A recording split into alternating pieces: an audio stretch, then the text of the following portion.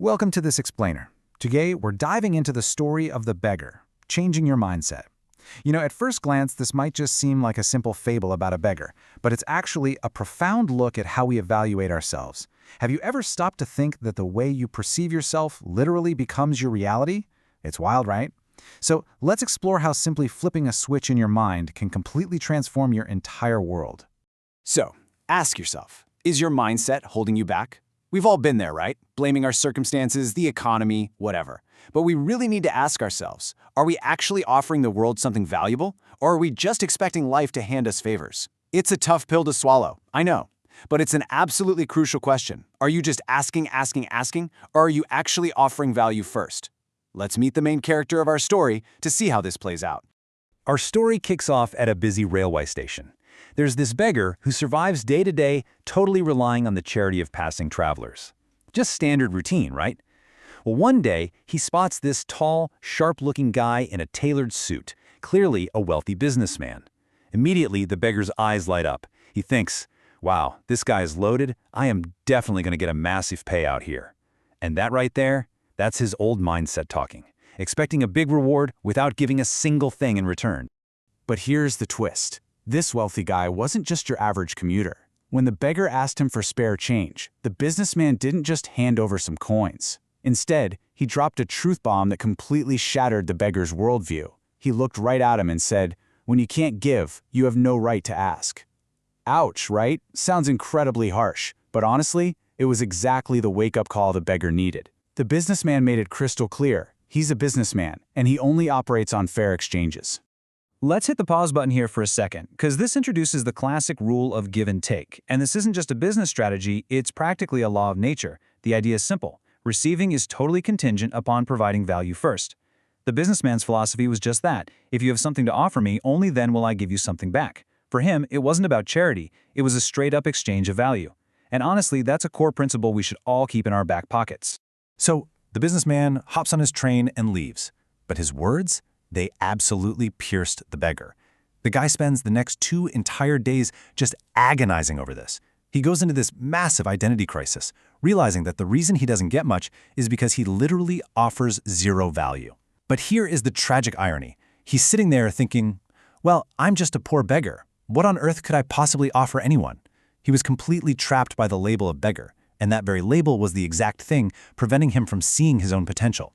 By the third day, something clicks. He decides to take some real practical action. He makes a rule for himself. Anyone who gives him money is getting something in return. He notices these little wildflowers growing right near the station, so he goes over and picks a bunch of them. From then on, whenever someone gave him a coin, he handed them a flower. And it's amazing how this tiny little shift worked like magic. People were actually thrilled to get the flowers, and they started giving him way more money. His earnings absolutely skyrocketed until, well, he completely ran out of flowers to hand out. Okay, fast forward a few days and we get to a huge turning point. The beggar is at the station, and guess who he spots? The very same businessman who sparked this whole thing. But this time, the beggar isn't just standing there with an empty handout. He's got flowers. He practically runs up to the businessman, brimming with newfound confidence, and says, "Hey, today I have flowers for you. You give me money, and in return, I'll give you these." Boom! That right there was his very first genuine value exchange transaction. The businessman is visibly impressed. He hands over some cash, takes the flowers, and with a huge smile says, "Wow, what a thing.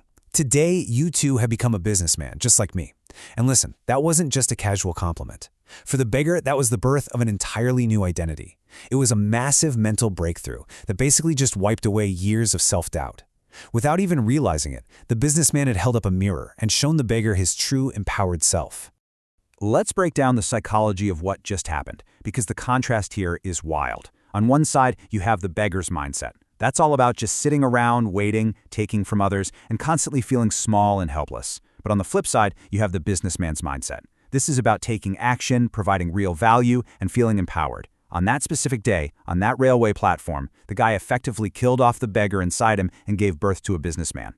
And what happens next is just straight out of a movie. You can literally see the light bulb go off in his head. He realizes he holds the key to his own success. He steps back, looks right up at the sky, and shouts at the top of his lungs, "I am not a beggar, I am a businessman. I can also become rich." Now sure, to the random people standing around the station, he probably looked completely out of his mind. But the truth? He was finally awake. He had tapped into his real potential. And after that day, that beggar was never seen at that railway station ever again. Now let's jump forward in our timeline a bit.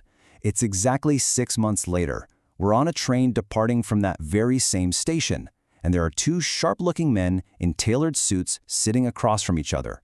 They just look like two high-level professionals on a business trip, completely equal in status. But hold on to your hats, because we are right at the climax of the story, and things are about to get really interesting.